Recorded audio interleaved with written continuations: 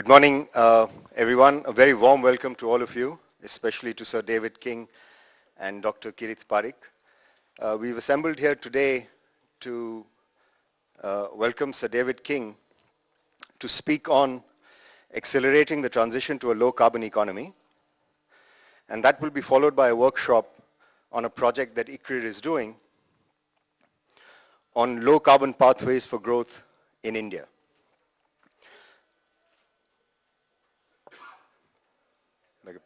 Was that? Sorry. This workshop on low-carbon pathways for growth in India comes at a time when GDP growth in India has sharply declined, as you all know, to 4.7% in 2014. In the decade after 1991, the trend growth in India was an impressive 6%. And before that, it was even higher at 7.5%. And as the new government takes charge and begins to implement some of the policies that it announced prior to being elected, we hope that growth will pick up and even more than it has in the past. And in that context, it's important to understand the risk that growth poses, especially the risk posed by intensive resource use such as fossil fuel-based energy. As all of you know, India has a goal of reducing the emissions intensity of GDP by 20 to 25% over 2005 levels by 2020. And a lot of the energy-intensive growth is going to come from countries like India and China. The world energy consumption is expected to grow by 56% between 2010 and 2040. And as I said, a lot of this will come from India and China. And the pathways taken by these two countries will determine the total energy consumption in the world and, of course, the associated carbon dioxide emissions. I won't get into the details of what we are going to talk about in the workshop, the technical workshop, which will follow the inaugural session. But just to give a plug for ICRIER's work in this area of energy and climate change in the environment, it was very recently, just 5 years ago in 2010, that ICRIER began to work in this new area of climate change and environment. And now we've got a fair amount of knowledge that has been built up in these areas, especially given our work on cities, given our work on agriculture, and of course the macro work on energy demand. And we are working with a very exciting project with a consortium of countries. It's called the New Climate Economy Project, and those of you who've attended this workshop before would know about the project that we are doing. As I said, it was in collaboration with a number of institutions across the world. And we finished phase 1 of that report. It's called the New Climate Economy Report. The phase 1 is over, and it's going to be released in the first week of February, hopefully, if we are able to find a slot in the DSDS, which is the Delhi Sustainable Development Summit. We'll release a first phase of that report there. If not, sometime early within this financial year, we'll report. And in the second phase of that work, we're going to focus a lot on urbanization as well as on renewables, something that the new government is also focusing on. ICRIER is extremely excited to be working in this area, and it's my absolute pleasure to welcome Sir David King and Dr. Kirith Parikh. I'm not going to introduce them. They are well known. Their bios and CVs are in the folder that you would have got, and which is I think, in front of most of you. So I will not waste time introducing them. But just a couple of words about what we expect from the technical workshop. We hope that following the question and answers and the discussion that we have in the technical workshop on this project, we will be able to also kind of bring in a discussion on some of India's developmental challenges around poverty reduction and sustaining economic growth. And we hope that projects such as this that we are doing, which kind of follows, which builds on the old planning commission's work on integrated energy security scenarios for India. We are able to bring to the fore what are the costs of action versus the costs of inaction, what are the kind of benefits of mitigation, what are the co-benefits that good policy actions give. We hope to have a discussion of all of those so that we can do what ICRIER always does, which is to generate an informed policy debate based on robust empirical evidence, so that we are not just talking in the air, but it's based on evidence. And we hope that all of you present here, and thank you so much for coming, will contribute to that discussion so that we can inform better policy choices that this government can take as India moves on to its projected growth paths or anticipated growth paths of over 7% until 2047, which coincides with 100 years of India's independence. With those words, let me once again very warmly welcome all of you, and very warmly welcome Sir David King and Dr. Kirit Parikh, and thank them profusely for agreeing to come and speak at this workshop. Thank you, Sir David.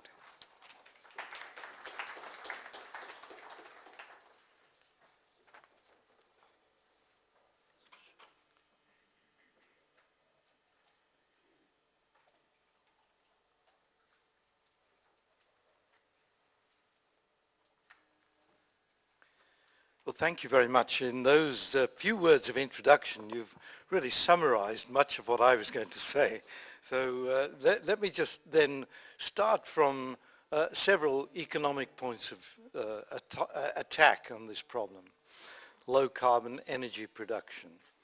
The first is, here in India, I believe there's about 300 million people still who have no constant access to electricity. In Africa, the estimate is 620 million people.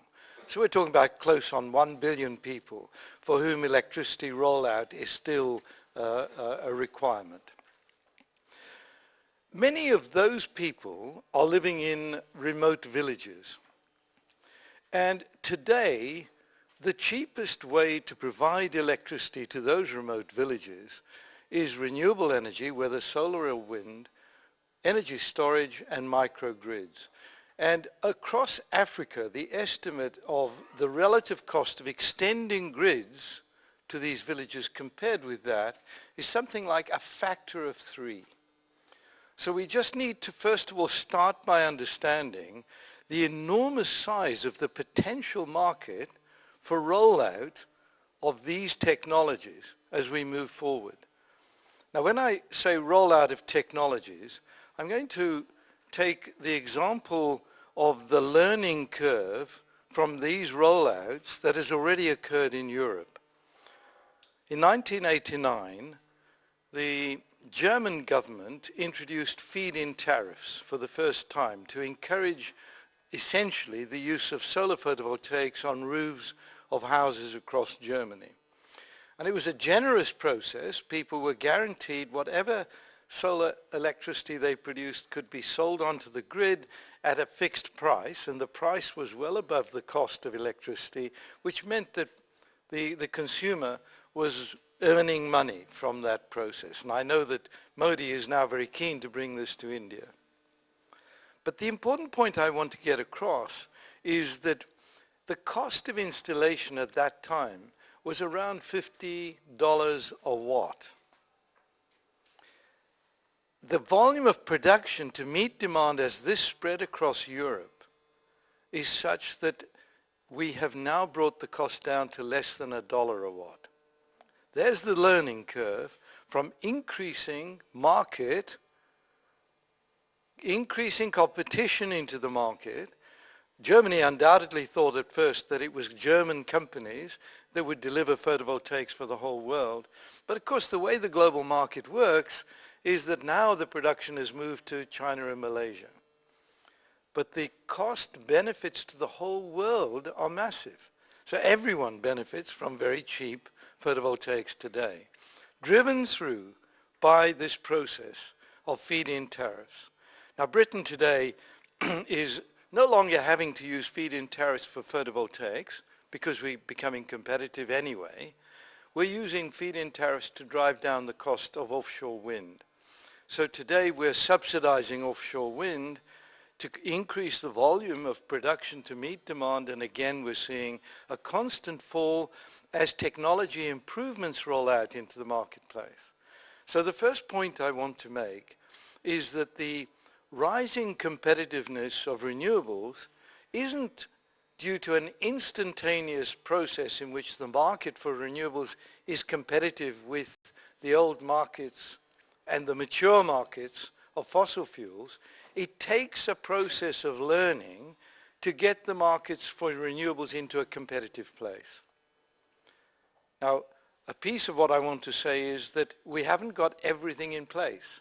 Feed-in tariffs have delivered extremely well for wind, onshore wind especially now, and for solar, but have done nothing for energy storage and smart grids.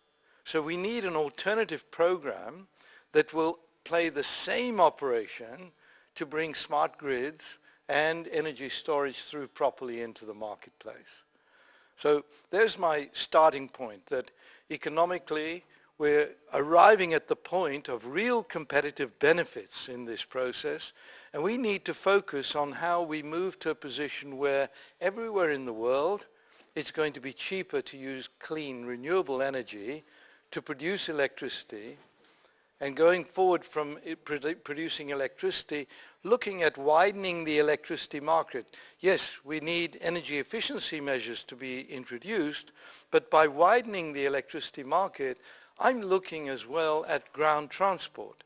We need to switch all ground transport onto the electricity grid as we move forward in time. Now, the co-benefits of this, I'm talking about the benefits that feed into the economy. The co-benefits are not only carbon dioxide emissions reductions. The co-benefits feed into health. We all know the problems arising from the use of fossil fuels, whether it's in ground transport or whether it's in coal-fired plants emitting C2.5 particles. But we all know the health problems associated with this. And I don't need to stand in Delhi and talk to you about the problems of contamination of your lungs from simply walking around the city for many parts of the year. Beijing as well. But the other co-benefit is energy security. And this is very important in Europe at the moment. In Western Europe, we're faced with, frankly, difficulties over our relationship with our neighbor to the east, Russia. The problem in the Ukraine has created problems for us in terms of the reliability of gas supplies coming in from Russia. And this means that we're having to look across Europe at energy security measures. Now, of course, once again, renewable energy is an indigenous source of energy. And we can remove the energy security problem, and it takes years, but nevertheless we're on that program, if we move our energy resource from fossil fuels onto renewable energy. In our case, also nuclear energy. So there's the overall program that I start with. Now let me just move more formally onto my presentation. The IPCC has put out these enormous reports, extremely useful piece of labor conducted by 1,000 scientists in just reviewing the science. But this to me is the most important single figure, new figure that they've produced, which just shows temperature rise on the vertical axis since the beginning of the industrial period and cumulative anthropogenic CO2 emissions on the horizontal axis. And in black you see data points, and in blue and red you see the most likely forecasts from the computer models from around the world, and the shades of blue and red indicate the anticipated uncertainties in those progressions going forward.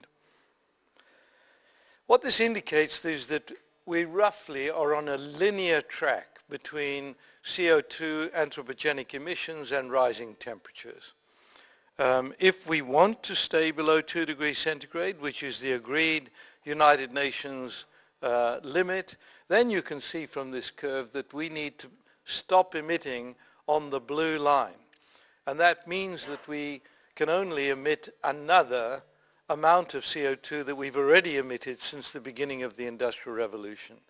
And we're rapidly on track to doing that.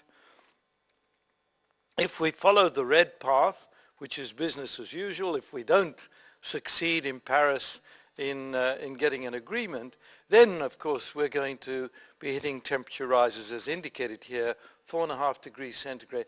I always like to point out a 2 degree centigrade world is actually a world where many parts of the planet will be at 4 degrees centigrade because some parts will be at a 0 degree centigrade increase, particularly over the oceans.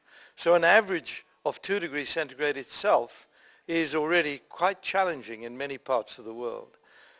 If we go up to a 4 degrees centigrade average, which this indicates, we are frankly in a very difficult place. Now that's just underlining the climate change objective of reducing emissions. We need to be on a pathway indicated in green here compared with the International Energy Agency forecast shown in red. And you'll see that that pathway indicates we should already have been on a reducing emissions pathway to be on it, and the later we leave it, the more difficult it becomes.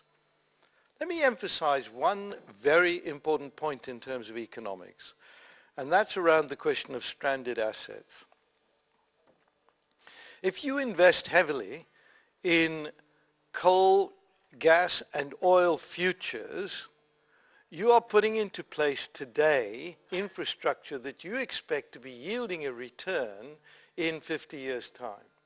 So over the following 50 years.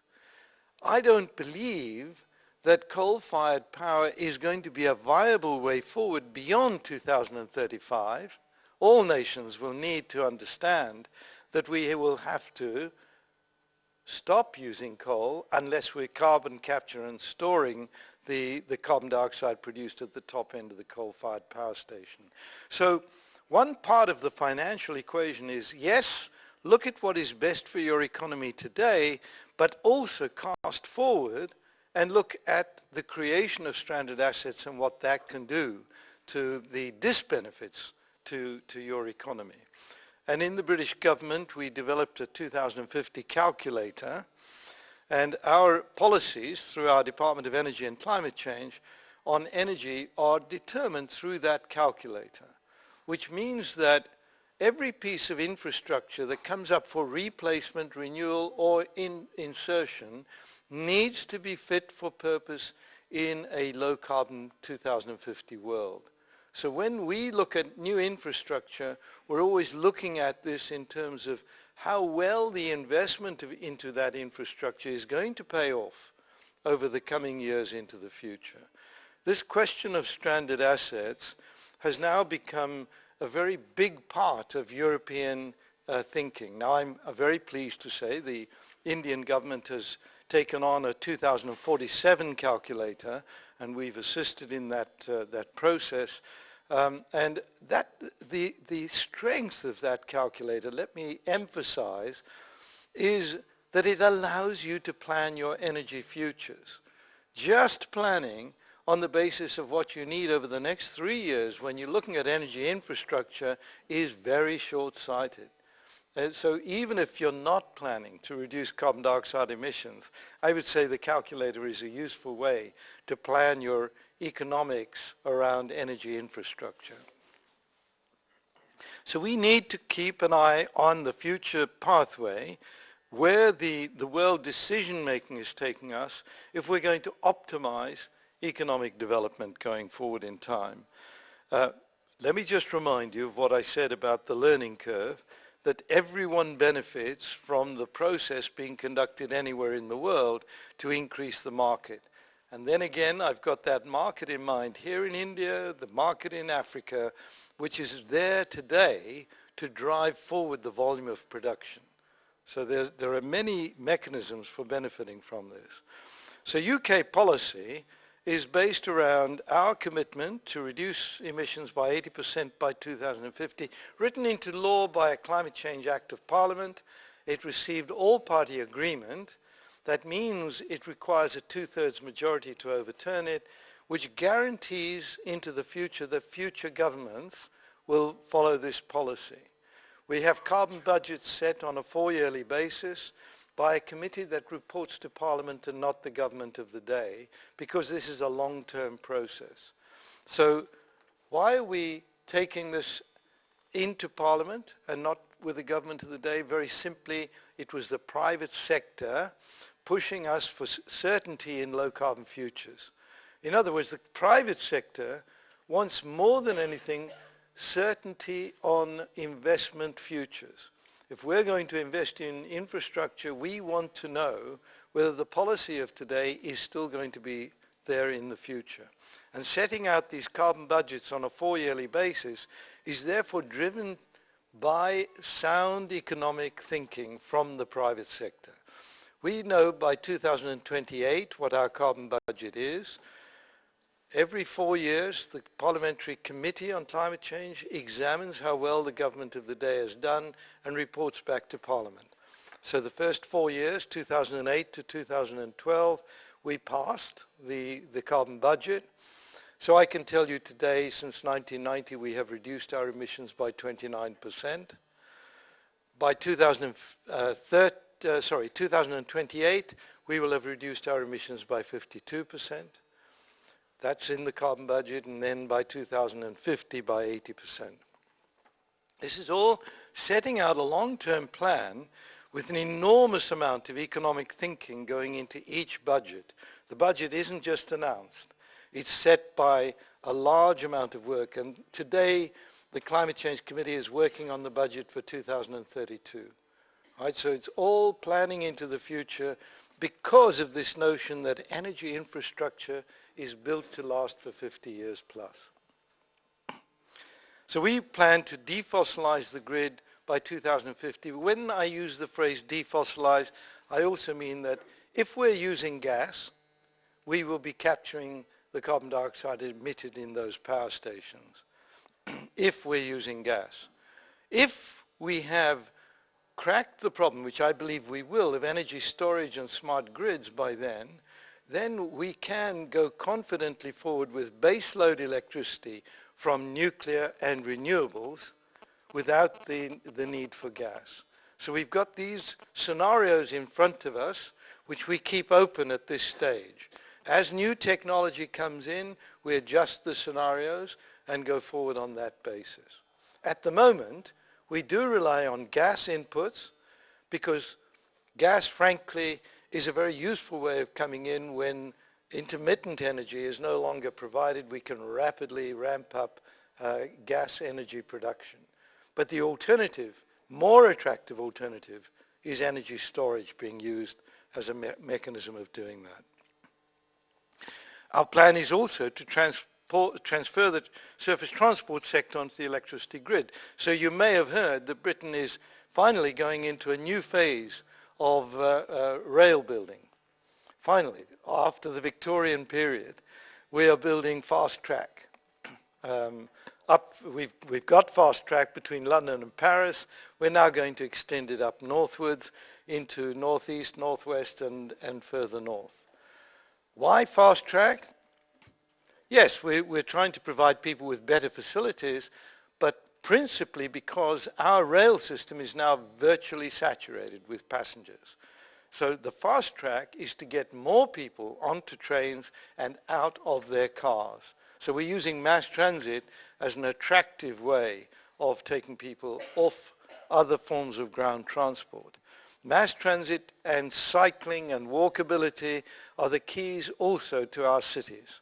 So as we move forward in time, operating in a way that removes the dependence on cars, which have become such an unsatisfactory way of getting around our cities. So again, we're looking at co-benefits here. Transferring the transport sector onto the electricity grid is providing all sorts of co-benefits, not only health, but it's also providing people with the ability to get around quickly and then to walk and get some exercise while they do it. And this is turning out to be a very attractive option. So the main point I want to get across is we're not going to manage to get the whole agenda through on the basis of the worry about climate change. We're going to get this agenda through on the basis of the co-benefits that come through at many different levels.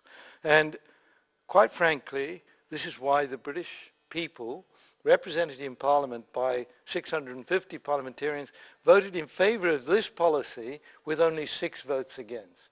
It's getting the message across that the benefits are multiple. I just want to reiterate what Dr. Kathuria said, that the engine of energy demand and the engine of global economic growth is now shifting to your region, the Asia-Pacific region. This is from the International Energy Agency. You'll see that the share of global growth predicted for 2012 to 2035, that's 65%, is in the Asia-Pacific region. Essentially India and China driving that process. And if you look at that statement in red at the bottom, China's energy growth is going to plateau out by 2020, whereas India's is really taking off over that period of time. So the new growth in energy is going to come from India over that period of time. Of course, I then reiterate the point that was made. The success or failure of Paris is going to heavily depend on what happens in this region of the world. As we move forward in time, you have the opportunity to change the direction the world is moving in. And I do want to emphasize, you also have the opportunity to take your population in an economic and health growth pathway instead of a pathway that is leading, I think, towards a dead end, a reliance on continued use of fossil fuels. What this just shows is the cumulative energy-related CO2 emissions from, first of all, the OECD countries in blue, and back in 1990, when we started talking about climate change, it was seen to be an OECD problem. But as we move forward, and let me take you further forward, we see that this is very much switching over from an OECD problem, the blue coming down, and we will see that coming down more sharply in the future. It's becoming more of a non-OECD problem, emphasized by the Asia-Pacific region now, but the way Africa develops is going to be a critical part of that pathway, which is why we're also heavily focusing on African development and the manner of that process.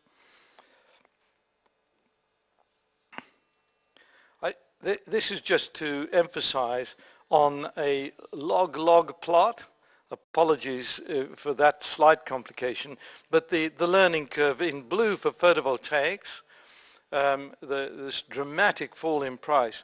And you could say, well, has it plateaued out in 2010? And the answer is no. You'll see in 2010 it was about $1.50 a watt. Today it's more like $0.6 a watt. And when I say today, I find I always have to correct myself because the fall is so rapid. Wind hasn't come down so much, but you'll see that wind and solar are now competing with each other, and both of them are reaching parity with fossil fuel-based electricity around that $1 a watt positioning. So let me just update that curve. This is now being called Swanson's law in honor of Moore's law for semiconductor chip production. Here we see the plot on cumulative installations against cost. You'll see that 2014 figure is below that straight line curve, if you can call that a straight line. Now, the point I'm simply making is the learning curve has surprised everybody. We never in Europe anticipated that the learning curve would be so successful. And you'll see for wind it has not been so sharp, but for photovoltaics I can see no reason why we shouldn't have a program international, like the program that we've got internationally on semiconductors, with public funding supporting private sector investment to keep Swanson's law going down in the way the semiconductor industry is keeping Moore's law going down. So I can see this coming down to $0.1 a watt and below. Why do I say that? This curve is entirely based on silicon semiconductors. Silicon is essentially quite expensive to produce, even in this thin film form now so successfully produced by Hanergy in China. What about plastic photovoltaics? They still have to reach the marketplace. The price will be dramatically cheaper. There are alternatives already beginning to emerge into the marketplace. So I think we need to focus attention on keeping this going, but at the same time, we need to target our innovation support so that radical technologies continue to play into this process. And so my final point is that we are proposing a massive surge in research, development, and demonstration activity in this area to focus attention on energy storage, renewable energy, and smart grid research, development, and demonstration by massive increase in public funding in that area. We're looking towards a fund that will eventually, by the end of the year, be in the region of $15 billion a year and spent over 10 years to give this surge of research activity behind, a big push behind the private sector rolling out the new products as they emerge from the research and development. This is mission-oriented work, and the mission is to arrive at a point in 2020 for sunny parts of the world where it's cheaper to produce electricity by renewable smart grids and storage than it is from fossil fuels. And for all parts of the world, including my non-sunny country, Britain, for even non-sunny parts of the world, we achieve that by 2025. Right, so there's the objective of the program. We believe the program is realistically based on what science and technology can produce with the kind of push that John Kennedy's Apollo program gave to space travel. So there's the program. People ask me, what does energy storage look like in the future? And I just give you this one example because I rather think it's fascinating and it's realistic.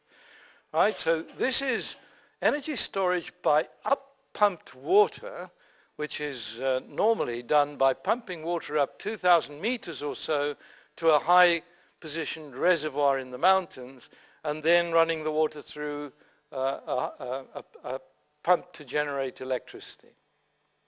Instead here, you use up-pumped water to push a heavy cylinder of rock up out of the flat land. So the energy storage is in the weight of the rock. When you need to release the energy, the rock comes down and drives the power station. Now, this is relatively straightforward technology. The cost of the process is the cheapest by far, as long as you go big. So if this measures 150 meters diameter and several hundred meters deep, if you mine that out, you will be storing 1 billion watt hours of energy. Right? So you can store a significant amount of energy in that. Flat land, there is a question as to whether farmers can keep farming while you're pumping this cylinder up. We've left the green on in the picture just to indicate that you're cutting out a piece of land. But it's not a big piece of land. It's not much bigger than a football field. Right? So it's not a big piece of land you're using to store energy. And it's a flat piece of land. These are the ideas we're looking for, and then take them out to the large scale and see if we can make them operative. Once we crack this, I believe the solutions will roll out, the learning curve will bring the price down even further, and we'll see that we have solutions coming through. Now, I think I want to leave you with that. There are other solutions as well. This Global Apollo program is something that I've been pushing for several years now with a group of colleagues, and we're beginning to see the takeoff. And I'm pleased to say that your Prime Minister is certainly very interested in this program. Thank you.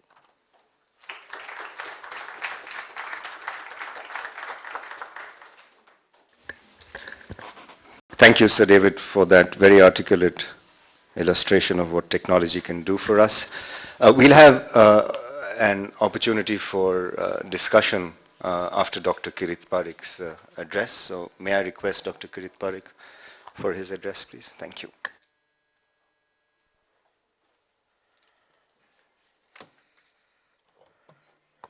Sir David King, Rajat, and friends. I think this is a difficult act to follow in some sense, and yet I think I really need to put some ideas into this discussion so that we have a much more informed discussion. I often find myself in a strange situation. I have been an advocate of renewable energy. I wrote a thesis way back at MIT in '62 on benefit cost analysis of biogas plants in India. I was a member of the Indira Gandhi's first Committee on National Environmental Planning and Coordination way back in the '70s, before the Stockholm Conference it was set up. So I've been a strong environmentalist in some sense, and yet I think as a scientist, as an economist, I want to keep my analysis clear and analytical issues in perspective, so that a lot of the hype that comes by people who get carried away by new technology, I want to put it in some perspective. So what is it that India is doing on climate change? First thing, I think the Prime Minister Manmohan Singh at the Gleneagle Summit made a statement that we are determined to see that our per capita emissions do not exceed the per capita emissions of industrialized countries. So if Britain and all the other OECD countries are going to follow the target of reducing their emissions by 80% by 2050, that declaration would mean that their emissions would be something like 3 tons per capita, and India would 2 tons per capita, and India should really want to be below that. There was a caveat, however, in Prime Minister's Manmohan Singh's declaration then, that we hope that the technology and the financial aids required to do that would be available. So if Britain and US develop technologies that make it possible for them to go below 2 tons, and if these technologies are available to India, not with IPR-based extractive costs, but a reasonable cost, taking into account, I think, what Newton said, that if I have seen farther than anyone else, it's because I've been standing on the shoulders of giants. So that the IPRs are based on a lot of work done by lots of people, and so the cost of technology should be reasonable on that count. So once you have that kind of technology available, storage, for example, is an extremely important technology. And if that technology is available, then India can perhaps fulfill that. One point I would like to bring out, that Rajat also lumped India and China together. Sir David also lumped India and China together. I think one needs to be very careful of not putting India and China together. Also, another thing is that one always talks about the growth of energy demand by India and China that will take place. But I think it's not just the growth, it's the absolute level of emissions and carbon emissions as well as energy use should be compared. So these diagrams which show who is having the largest growth is misleading. One should say whose emissions would be at what level together. That should be compared. And I think that comparison should be made. So then you see that India is not such a major emitter now. And yes, it can be, but not if we are able to access the technology and other things and work accordingly. Our decision at Copenhagen to say we will reduce our emission intensity by 25%, 20 to 25% by 2020, I think is something we can achieve. And we have seen that there are a number of things we are doing which we can do. And I think, for example, we have the solar mission, we have the huge energy efficiency program in households, in commercial buildings, in industries, and as well as in the transport sector. We are beginning to move in a variety of ways. Now with this, we can certainly have a reduction and pushing also renewables in it. But I think one has to recognize that the solar power cost, for example, today, something like the initial investment is about twice that of a coal-based power plant per megawatt. But a solar power plant generates 1,600 hours a year. A coal-based power plant can run for 7,000 hours per year. So if I say what is my investment cost per kilowatt hour per year generation capacity, the solar plant's cost is 7 to 8 times that of a coal-based power plant.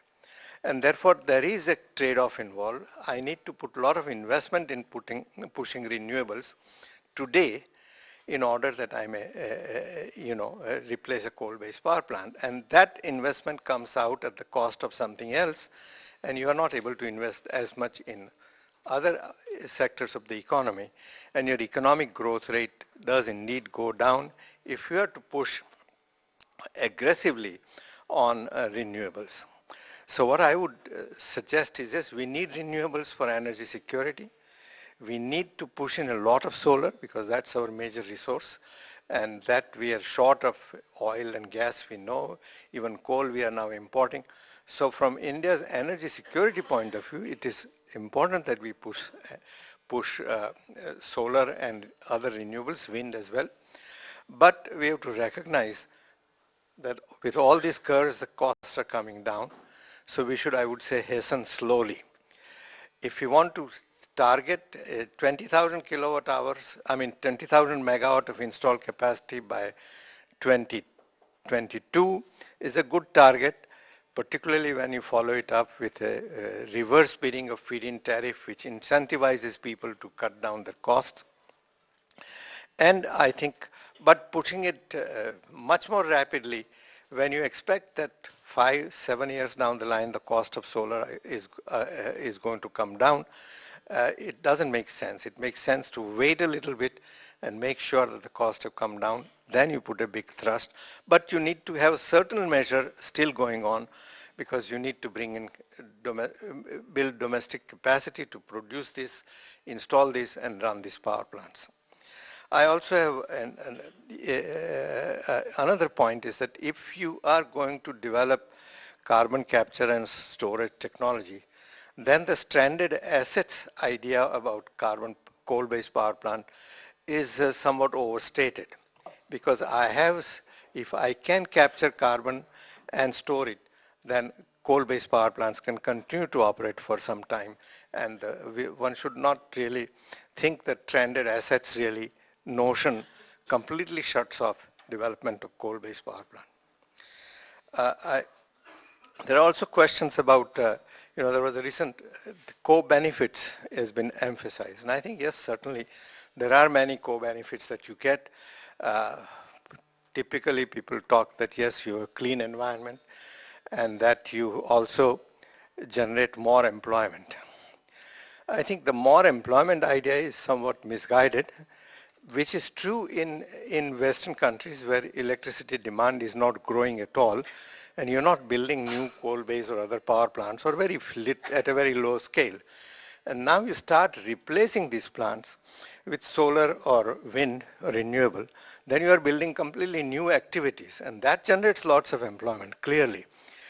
In India, if we were to have new power plants of solar instead of coal-based, the employment we can generate in solar power plants is offset by the employment we do not generate in coal-based power plant, because you have to compare that. And it's not clear that a coal-based power plant generates less employment than a solar power plant. So I think that is a co-benefit. We should take it with a little bit of pinch of salt. The other thing is often in the new climate economies, green growth projections say that India has, can have green growth, or not India, just generally there's a green growth can be had without any cost to your economy. Now, one of the ideas that the argument that is given is the loss to the economy because of burning coal is 4 to 6% of your GDP. Now, I think that is again a misstated argument, because yes, clearly coal causes pollution, coal causes other environmental issues, but then you can have lots of end-of-the-pipe measures to reduce the emissions from coal-based power plant. And one should compare the cost of the end-of-the-pipe measures against the cost of replacing it with a renewable power plant. So again, this is overstated, and we are being sold a dream which we should be somewhat skeptical about. And I think, so I would suggest that what we need to think about is really what is it in substance people are doing. We are concerned about climate change because India is extremely vulnerable to climate change. So we have a great interest in making sure that the world does follow a clear path of doing that.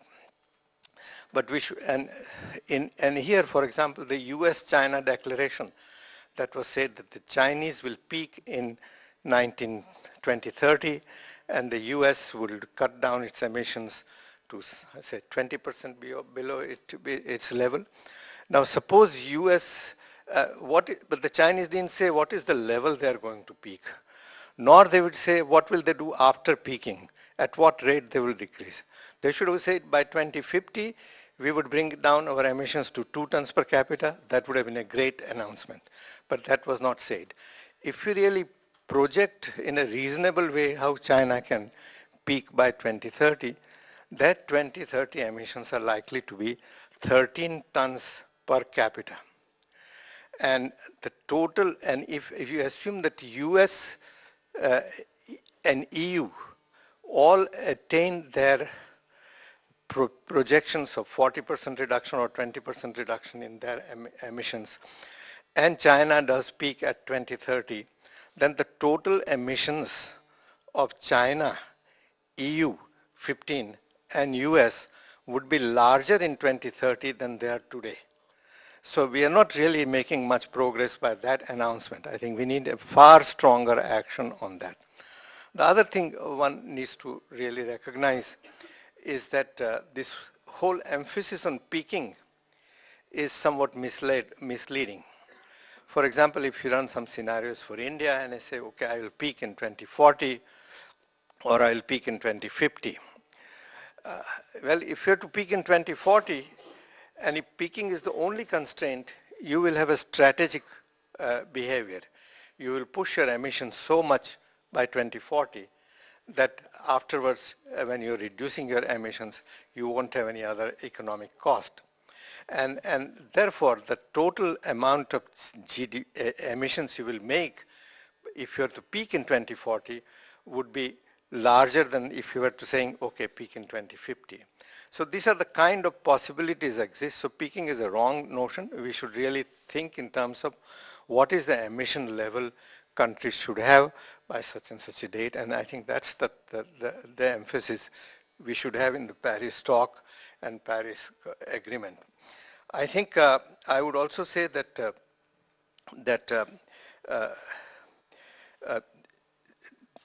this whole idea, I mean, the most important technological thing is energy storage, as Sir David pointed out. I think if we really have a breakthrough in energy storage, and not just these large-scale projects, which are important, but also energy storage at a level which is small scale, micro level, then I think we could have a huge benefit. Because today's technology that is available, and if you put a rooftop solar plant in a small village, you have to really factor in the cost that 2 years or 3 years down the line, the battery would have to be replaced. And that cost is has to be factored in working out whether decentralized rooftop solar is the best way to provide electricity. I would argue that for rural households in India, we should go not for rooftop or solar-based decentralized energy system, but we should really go for 24/7 grid-connected electricity.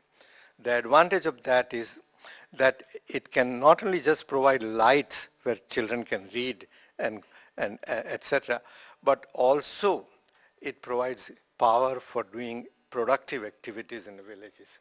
And this is important for developing in a way that we can really mobilize the innovativeness, the entrepreneurship of people around the country in the villages as well. So I think we should think in terms of providing 24/7 electricity. Also, if we recognized that nearly 80% of the villages are already connected by electricity grid, that though not 80% of the households are connected, simply because even in a so-called connected village, the definition of electrified village is that 10% of the households have electricity. There are lots of households which are not connected to the grid, though the grid is available in the electricity.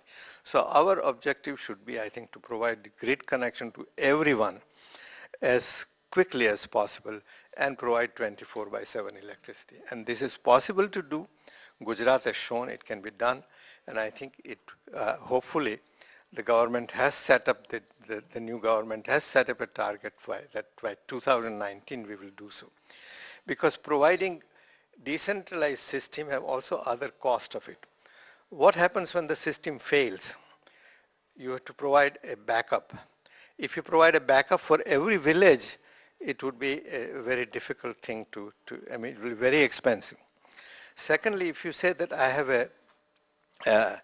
will run for every village a power system, you need an entrepreneur who can manage, operate this system, set it up, maintain, and also run a productive business enterprise or profitable business enterprise. Anyone who has that kind of a skill would not be satisfied with running one village's plant. So he would want to run maybe 100 or 1,000 villages schemes at a time, which are all interconnected to minimize the cost. So it's not really a micro grid which comes for every single village, but it will be really a district level grid. And if you have that many district level grids, then you might as well connect them to a national grid. So I think we need to be clear about what each of the solution involves. I would say finally, there is an obligation that industrialized countries have to bear in terms of the cumulative emissions that they have made. And the best way to do this, I think, is, we have to contain carbon emissions from the whole world. One way to do is to allocate the carbon space and let the world trade. But then I think the question comes that we'll never agree to any allocation principle and so on. One way to do this is to tax the carbon emissions that countries make. But not tax only carbon emissions, because it is not the emissions that cause warming. What causes warming is the stock of emissions that causes warming. So we should put a tax on the stock of emissions that each country has emitted since, let's say, 1990, because after 1990, when the preparation for the Rio conference started, nobody can say, no country can claim that they were unaware of the problem of climate change. So they should be responsible for whatever they've done after 1990. So take the 1990 emissions and carbon stock and then put everyone, maybe 40 cents a ton of their stock per year. And everybody pays, including India, China, whatever it is. We can exclude all the 100 small island states or small states with less than a million population and so on and so forth, so that we can easily keep the poor out and make the thing more appropriate. But what do you do with the money? That money that is collected, you should consider the global environmental space as a parking space. Like you park a car, you pay for it. So you park your carbon dioxide or greenhouse gas, you pay for it. And who gets the rent for the parking space? The owners of the parking space. And the owners of the parking space are you and me and all others in the world. So distribute the returns equally on a per capita basis to all the people in the world. And then you have a mechanism by which you have an incentive to reduce their emissions, as well as an incentive to have negative emissions. Because you have negative emissions, you would really reduce your liability. So, and negative emissions can be had by, let's say, having a renewable wood-based power plant, capturing the carbon and putting it in the storage. That will be negative emissions.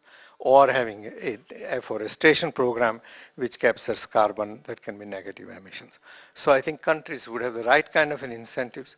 It will be equitable and one can go forward. So I would, and even if we don't go to a complete system, I think at least to create the green carbon fund, we may certainly require the Annex 1 countries and some of those who should be part of Annex 1 countries now, because they've grown much more, to have a tax like this and put it in a global green climate fund to help other countries like India and Africa to develop in a way that there will be a green economy. I think if India, if there is a clear breakthrough in storage technology, then India could certainly go in a massive way for a solar and wind-based power systems and can bring down its emission level significantly, even to a level of 2 tons per capita by 2050. Thank you. Thank you, Dr. Parekh. So what I propose to do is that I'll give, if Sir David would like to make any follow-up comments before I throw open the floor, reminding everybody that in the next session, technical session, where both of the speakers have mentioned things that will be addressed to some extent in the technical workshop. The IESS calculator has been kind of, as I said, developed, and Himanshu and Vaibhav are going to talk about some of the scenarios and the costs associated with some of the scenarios for mitigation and adaptation for India, looking at the projections for different sectors, industry, steel, urbanization, pathways, etc. So all of that, and trying to put some numbers in that, if not in today's technical, definitely in the conclusion of this research. That I forgot to mention in the beginning has been generously supported by the British High Commission. The modeling, not the modeling, but the scenarios that we are developing and trying to put numbers onto each of the scenarios so that we can have a better sense of what the costs and what the benefits are. And Himanshu and Vaibhav, who are sitting here in the audience, will speak about their work in that, and Radhika also will, also sitting here, will discuss some of the work from the perspective of the work she is doing with CPR. So before I throw open the floor for audience interaction, let me invite Sir David to make some follow-up remarks, and then we'll have a question and answer session. Thank you very much. And thank you, Dr. Parekh, for your comments. I want to start by taking you back to the Gleneagles meeting of the G8 that was already referred to. I was heavily involved in preparing the British government for that meeting. If you remember, this was the first meeting of the G8 where climate change was at the top of the agenda. And I did persuade Tony Blair that we should do that, and that we should invite the so-called +5 heads of states to that meeting. So the extension of the meeting to include India, China, South Africa, Mexico, and Brazil was very much part of the understanding that we couldn't manage this discussion without having those heads of states on board the discussion. And the object of the game was to move towards an equity solution to the problem. And so it is worth just explaining the origin of that 80% reduction. Since I was the architect of choosing 80 rather than 75 or 85%, why 80%? It was specifically because back in 2003 when we were working this out, we reckoned the global population would be 9 billion people by mid-century. 9 billion people emitting 2 tons per person per annum would give you 18 billion tons across the whole world per annum by 2050. And at that point, the international climate community was telling us that this was the figure required to meet the 2 degrees centigrade target. So what we chose as our commitment was an 80% figure because it brought us down to the level of emission per person that we felt every country should achieve by 2050. The second point about this, I think, is very important. The British government, in announcing 80% reduction, was not saying, we will do this if you do that. We weren't doing this as a negotiating ploy. We were turning the negotiations on its head by saying, we're going to do this anyway because we think it's the equitable way forward, and we will go and persuade other countries to join the equity argument and achieve the same target. Now that was the whole purpose of the exercise. And what